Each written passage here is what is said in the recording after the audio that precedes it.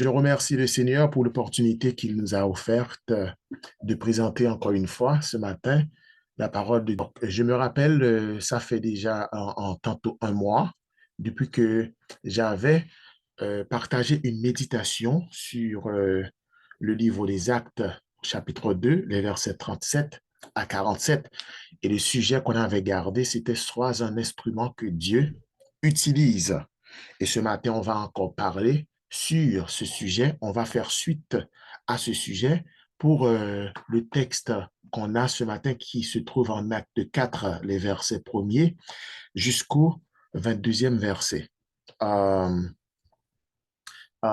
si nous rappelons bien, la dernière fois qu'on avait parlé, et pour dire qu'il faut se laisser être un instrument entre les mains de Dieu, donc nous avions développé 4 points. 4 points. Le premier point, c'était de reste connecté avec Dieu et sois courageux. Donc, on avait trouvé, disons, ce point en acte 2, verset 37 à 40. Et puis, là, reste connecté avec Dieu, sois courageux. Là, on avait parlé un peu du contexte de Acte 2, qui était le contexte de la venue du Saint-Esprit après l'ascension de Jésus, où les disciples devaient attendre que le Saint-Esprit se manifeste clairement après 50 jours de l'ascension de Jésus-Christ. Et le deuxième point qu'on avait abordé, c'était donne du résultat. Premièrement, c'est reste connecté avec Dieu, sois courageux. Et quand on reste connecté avec Dieu et on est courageux, on va donner du résultat ou bien on va porter du fruit. On l'avait trouvé dans le verset 41. Et puis, le troisième point qu'on avait abordé, c'était euh, intitulé ainsi, persévère et reste ensemble avec les autres. Il fallait persévérer et il fallait rester ensemble avec les frères.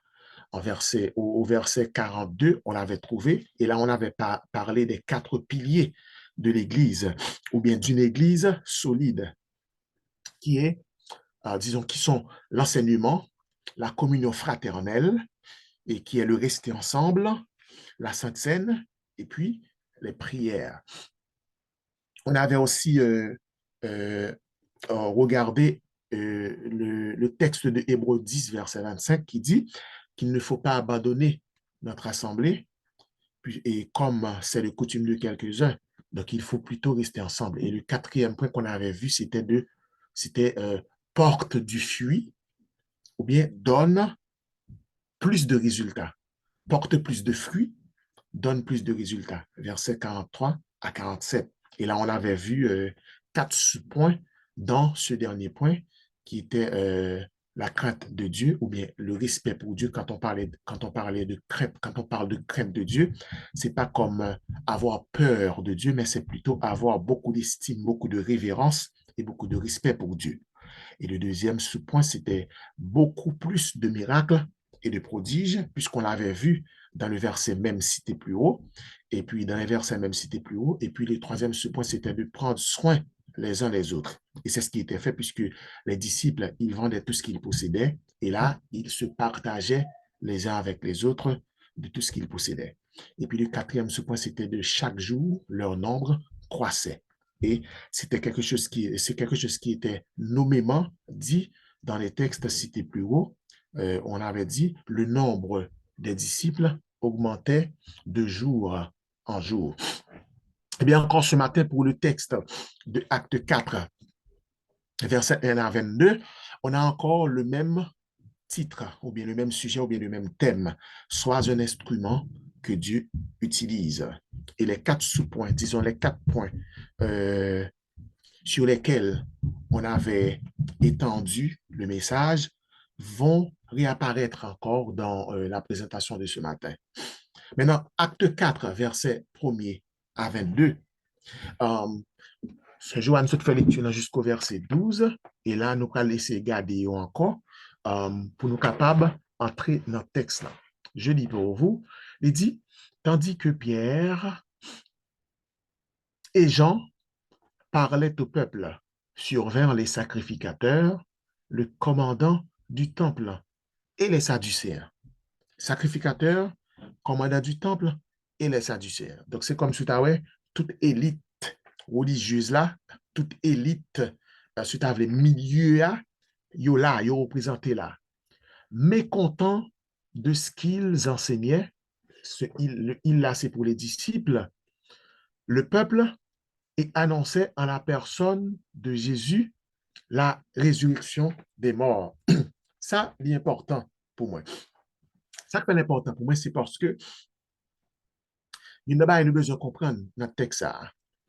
Um, il est dit que les disciples annonçaient la résurrection des morts en Jésus et cela mettait en colère les Sadducéens.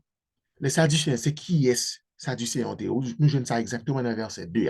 Eh bien, les Sadducéens, c'est ça, ne pas capable l'aristocratie juive. C'était l'élite économique juive. C'était l'élite de la bourgeoisie, ou bien la classe de la bourgeoisie juive. Et nèg sa yo, son série de nèg qui pas de dans la résurrection. Donc, dès pour parler de résurrection, c'est comme si vous levez toute plume sous dos monsieur Sayo. Il ne croyait pas dans l'existence des anges, il ne croyait pas à la résurrection des morts, et il ne croyait pas non plus à la vie après la mort. C'est comme si pour eux, après la mort, c'est le néant. Donc, le fait que disciples vini, pas bien c'est élite, c'était l'élite de la bourgeoisie, l'aristocratie, c'est eux-mêmes qui a manipulé les gens. Et puis, pour que disciples vini à parler dans Jésus, en Jésus qui ressuscitait et puis qui s'est annoncé la résurrection des morts, là où le vécu monsieur de nèg. Donc, nèg ça yo pas fâché contre tout et yo pas prendre position contre tout. Mais toutefois, je te dis, je te dis, soit un instrument que Dieu utilise. Donc, lorsqu'on est un instrument que Dieu utilise, si bagay ça va pas fort peur parce que tu es quelqu'un de courageux. Tu es quelqu'un qui a de la conviction, tu es quelqu'un qui est ferme dans ta position, peu importe ce qui peut t'arriver.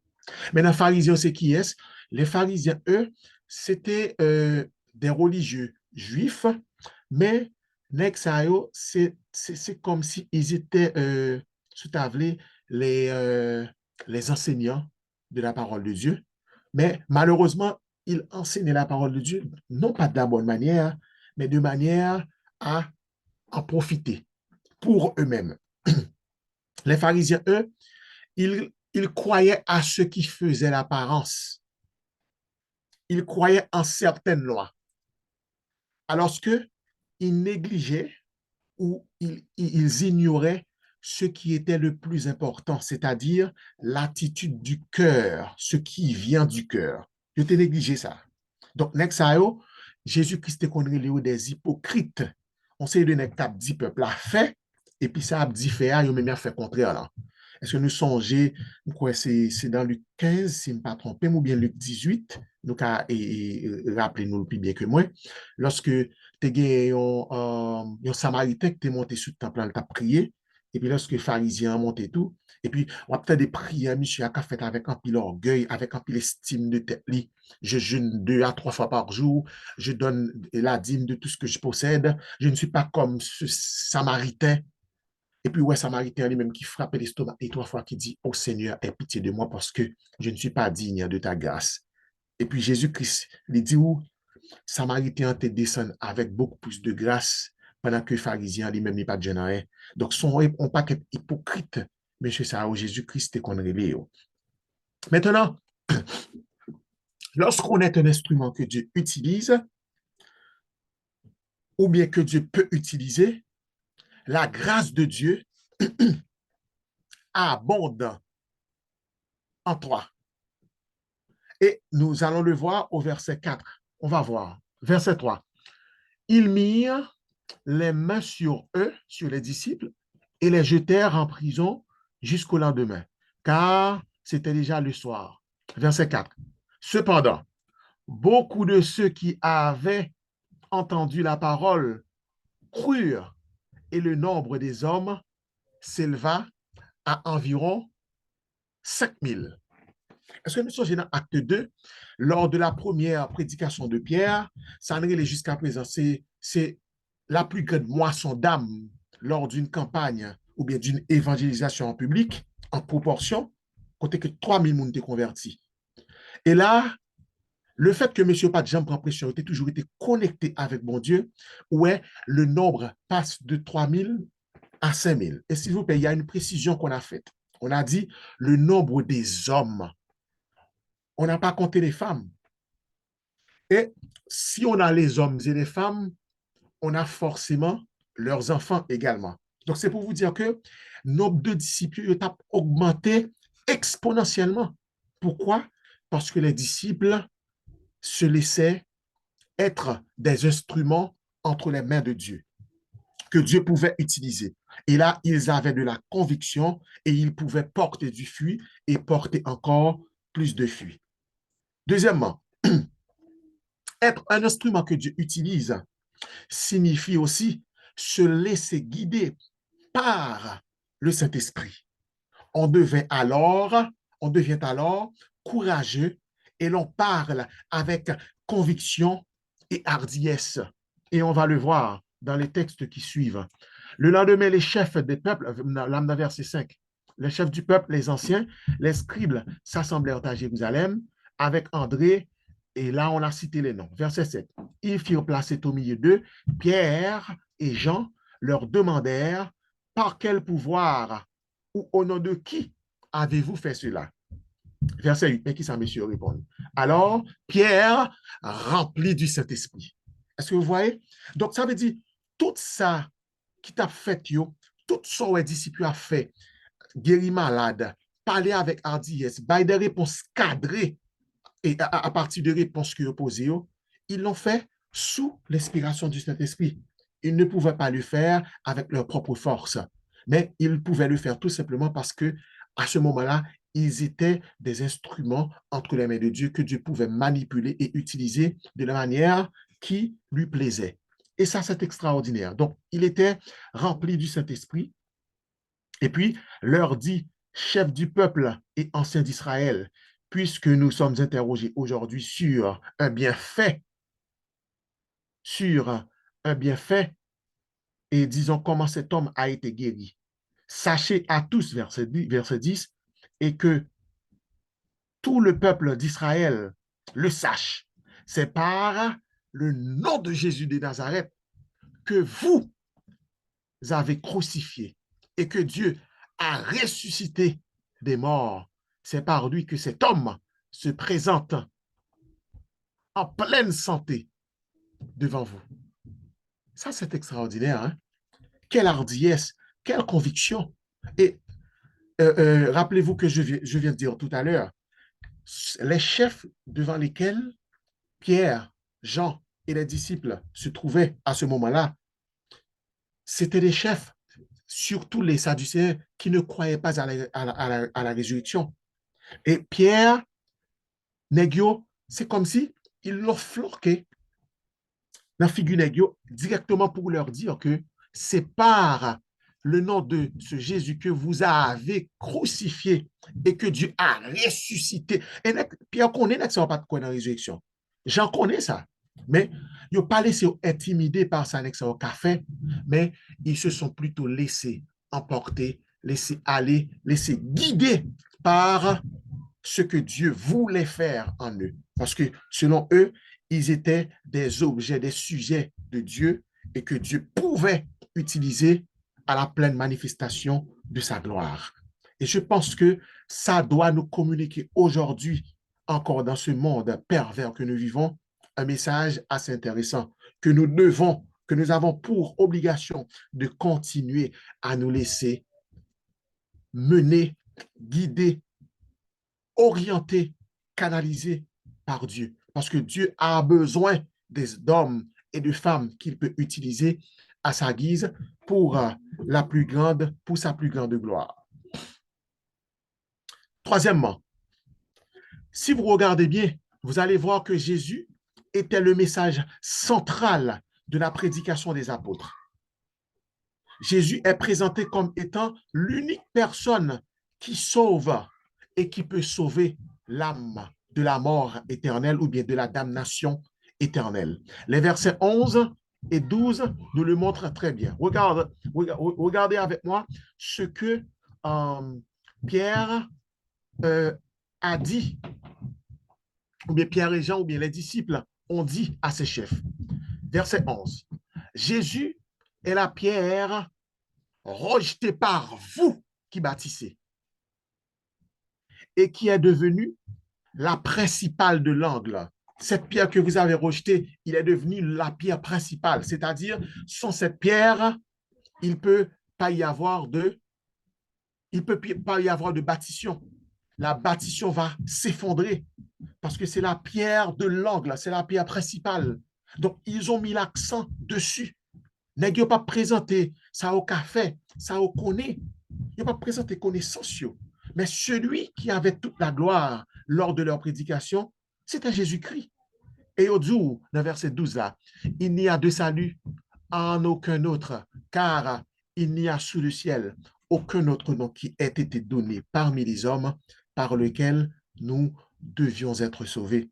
Donc, ils ont eu le courage de le faire. Ils ont eu le courage de, je dirais, de revenir avec ce nom qui a causé problème dans le temps, avec ce nom qui a fait tant de dégâts dans le temps. Ce personnage qu'on a crucifié, qu'on a dû tuer à la croix sans qu'ils aient rien fait de mal, nèg yo te gars le courage pour venir avec qui bon, dans figure même nèg qui te crucifié Jésus. Là, il faut vous poser plusieurs questions là. Par quel pouvoir ils ont pu faire tout cela? Ils l'ont pu faire tout simplement par le pouvoir du Saint-Esprit qui les animait. Voilà pourquoi moi je crois à la Trinité. Je crois en l'existence d'un seul Dieu, mais d'un seul Dieu qui existe en trois personnages, en trois personnes distinctes. Dieu le Père, Dieu le Fils, Dieu le Saint-Esprit. C'est un mystère que jusqu'à présent, nous ne pouvons pas comprendre, nous n'arrivons pas à saisir, mais c'est un fait dans la Bible. Le Saint-Esprit, il a un rôle crucial qu'il joue dans la vie des croyants d'aujourd'hui. C'est pour vous dire que si vous croyez en Dieu et que vous ne vous laissez pas mener, guider, entraîner par l'Esprit de Dieu, là, vous n'allez pas pouvoir grandir, vous n'allez pas pouvoir progresser dans votre relation avec Dieu. Donc, le Saint-Esprit, il est à l'œuvre et il a toujours été à l'œuvre dans la vie des croyants. Et on va le voir dans les textes qui vont suivre. Quatrièmement, quand on est un instrument entre les mains de Dieu, on est instruit par le Saint-Esprit. Et ça, c'est important. Regardez au verset 13. Qu'est-ce qu'ils ont dit? Lorsqu'ils virent ce il-là remplace les chefs, les Sadducéens, les pharisiens qui étaient là pour juger Pierre et Jean à cause qu'ils annonçaient à cause qu'ils avaient guéri un paralytique qui avait besoin de la guérison au nom de Jésus-Christ et qu'ils annonçaient la résurrection de Jésus-Christ, sa mort et sa résurrection et le salut en son nom.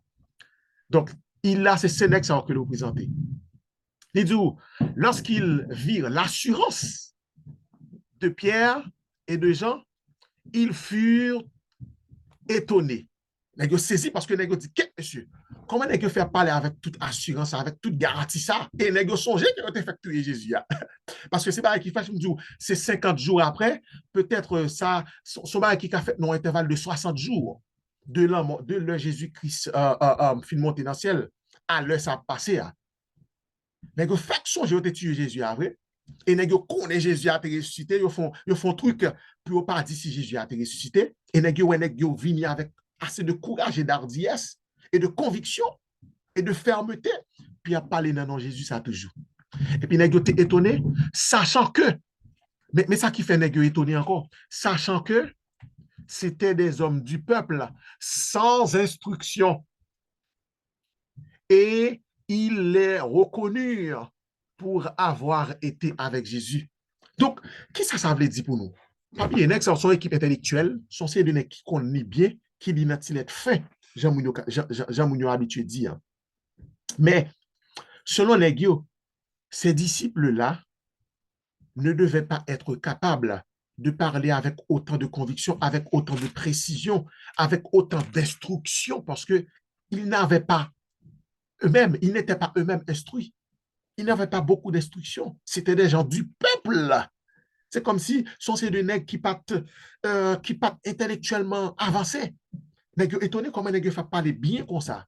Eh bien, pourquoi? C'est parce que c'était des gens qui étaient sous la dictée, sous la conduite, sous l'orientation, sous le guide du Saint-Esprit. Donc, ils ont été instruits par le Saint-Esprit.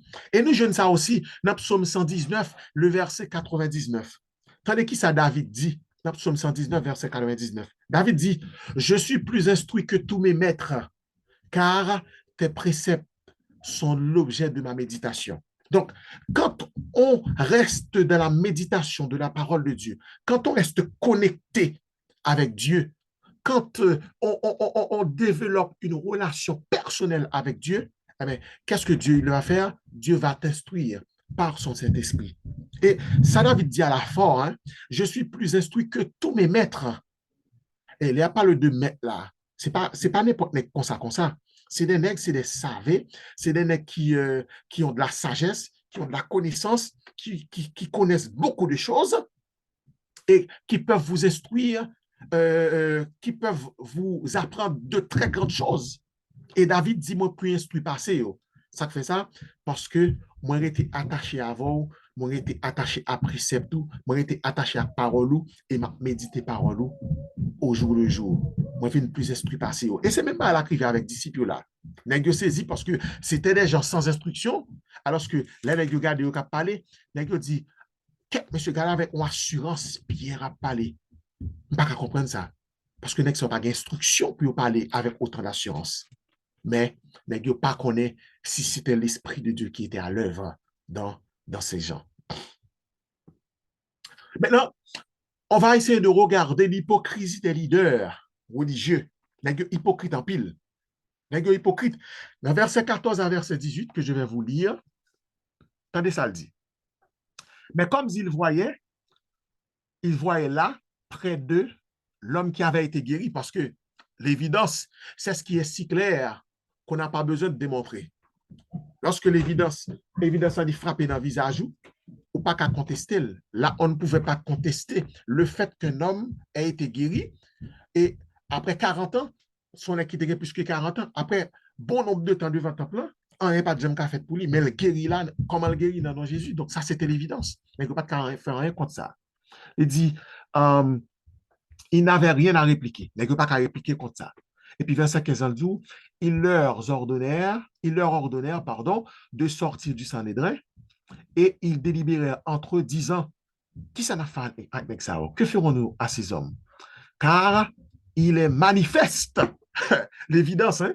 Il est manifeste, il est évident pour tous les habitants de Jérusalem qu'un miracle signalé a été accompli par eux et nous ne pouvons pas le nier. Nous reconnaître que nous ne pouvons pas nier ça. Nous reconnaître que puissance bon Dieu a agi dans le temps de M. Sayo. Et il dit ça là, avec bouche dans le verset 16 là. Et puis il continue pour le dire, le verset 17, mais afin que la chose ne se répande pas davantage parmi le peuple, défendons-leur avec menace de parler désormais à qui que ce soit en ce nom-là. Les gars, appelez mieux, il a suivi la tête. Les gars, appelez mieux, il a suivi la tête parce que les gars dit, il ne peut pas le menacer pour ne pas continuer à parler dans le nom de Jésus. Et puis, verset 18, il dit, et les ayant appelés, ils leur défendirent absolument de parler et d'enseigner au nom de Jésus. Est-ce que nous avons hypocrisie, pharisiens? Est-ce que nous avons hypocrisie leader religieux d'alors? Et s'il vous plaît, ils ont fait la même chose à Jésus. Ils ont fait exactement la même bagarre à Jésus-Christ. En Matthieu 12, et verset 22 à continuer. Qui ça le dit? Matthieu 12, verset 22 à continuer, il dit, alors on lui amena un démoniaque. Lui remplace Jésus ici. Aveugle et muet. Et il le guérit de sorte que le muet parlait et voyait. Toute la foule était étonnée, disait, n'est-ce point le fils de David? Les pharisiens, ayant entendu cela, dirent, cet homme ne chasse les démons que par Béelzébul, prince des démons. comme Jésus connaissait leurs pensées, il leur dit, tout royaume divisé contre lui est dévasté. Et toute ville ou maison divisée contre elle-même ne peut subsister. Si Satan chasse Satan, il est divisé contre lui-même. Comment donc son royaume subsistera-t-il? Et c'est ça que fait ouais, Jésus-Christ a dit dans verset 31. C'est pourquoi je vous dis, tout péché et tout blasphème sera pardonné aux hommes, mais le blasphème contre l'esprit ne sera point pardonné. Donc, nèg yo te conscient que tout miracle Jésus t'a fait, yo, tout ça Jésus t'a dit, yo, il t'a dit, yo, non, non, bon Dieu vivant, que yo même y a servi. Yo te connais ça, que Jésus-Christ, il t'a opéré sous la puissance de Dieu qui t'a envoyé, qu'il était l'envoyé de Dieu. Mais ils ne voulaient pas l'accepter. Ils étaient des hypocrites. Et ils ont rejeté Jésus, ils ont préféré rejeter. Et Jésus-Christ vient dire, quel que soit péché on a fait contre le Fils de l'homme, il a pardonné, mais péché, blasphème contre cet esprit, il n'est pas besoin de pardon lui-même. Parce qu'ils étaient des hypocrites, ils l'avaient constaté, mais ils ne voulaient pas l'accepter. C'est la même chose qui est arrivée aux disciples en Acte 4, verset 14 à 18. Mais ils ont constaté, ils ont une manifestation miracle là, ils n'ont pas gagné. Mais pendant qu'ils n'ont pas gagné là, ils n'ont pas voulu l'accepter, au lieu d'accepter, ils ont préféré menacer monsieur, puis suspendre parler dans le nom de Jésus. Donc, ils n'ont pas changé, pas grand-chose qui changé dans eux. Mais les disciples, ils ne se sont pas laissés impressionner. Et on va le voir dans les versets qui suivent. Maintenant, en tant qu'instrument que Dieu utilise, il faut regarder le courage de Pierre au verset 19 à 22. Donc, rien ne pouvait le retenir. Rien ne pouvait retenir les disciples. Maintenant, sous garde dans verset 19 à 22, regardez qui ça le dit. Pierre et Jean leur répondirent. N'est-ce pas perdu du temps? Ils ont réponse ipso facto, immédiatement. Pierre et Jean leur répondirent, jugez s'il est juste devant Dieu de vous obéir plutôt qu'à Dieu, car nous ne pouvons pas ne pas parler de ce que nous avons vu et entendu. Ils leur firent de nouvelles menaces et les relâchèrent, ne sachant comment les punir à cause du peuple, parce que tous glorifiaient Dieu de ce qui était arrivé, car l'homme qui avait été l'objet de cette guérison miraculeuse était âgé de plus de 40 ans. Et était de plus de 40 ans. Est-ce que nous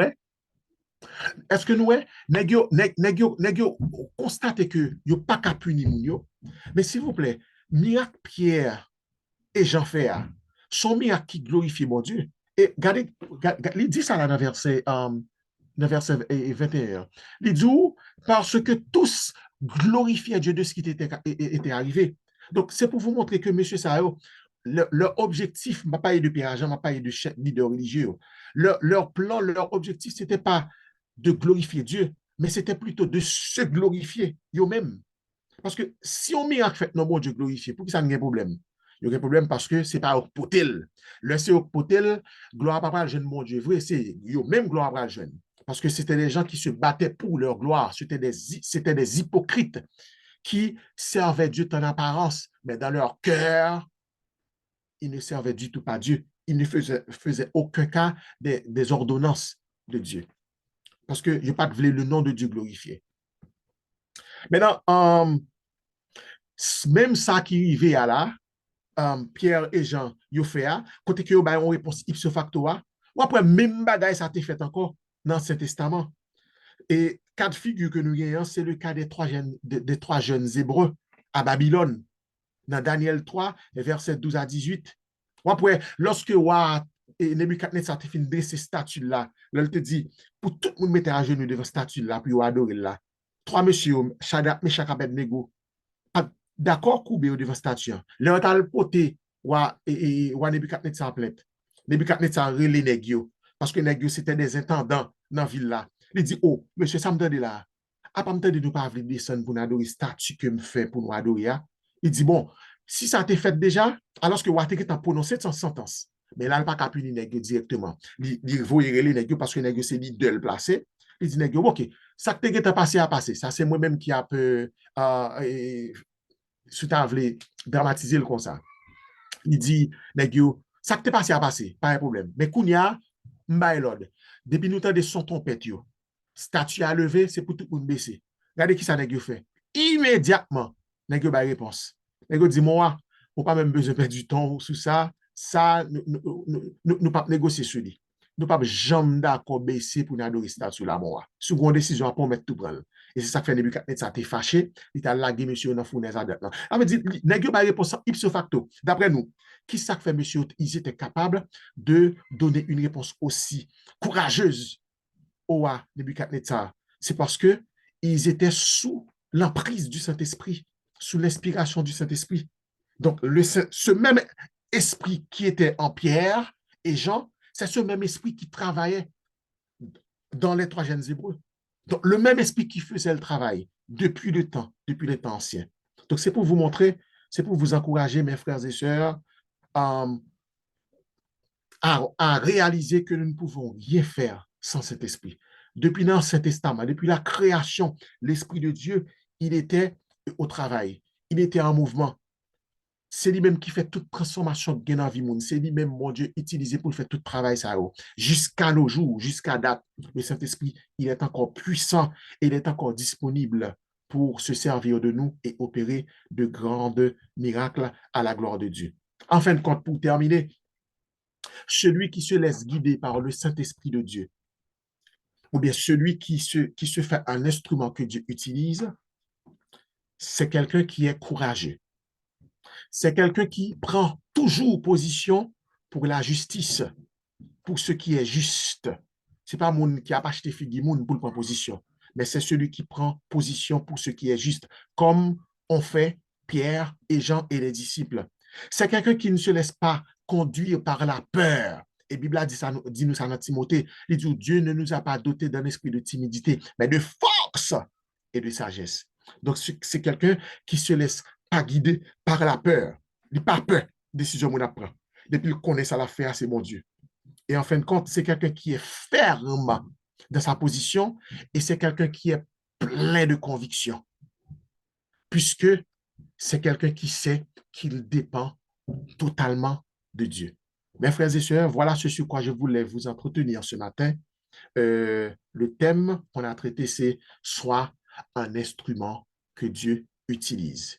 Et pour capable un instrument que bon Dieu utilise, ou besoin qu'on ait, ou doit dépendre de cet esprit, bon Dieu, qui vive dans vous, qui te le mène, et comme ça, bon Dieu a fait de grandes choses ensemble avec vous, ou capable de porter fuit, ou porter encore plus de fuit, et le nom de Dieu l'a continué à glorifier. Que Dieu vous bénisse. Merci beaucoup.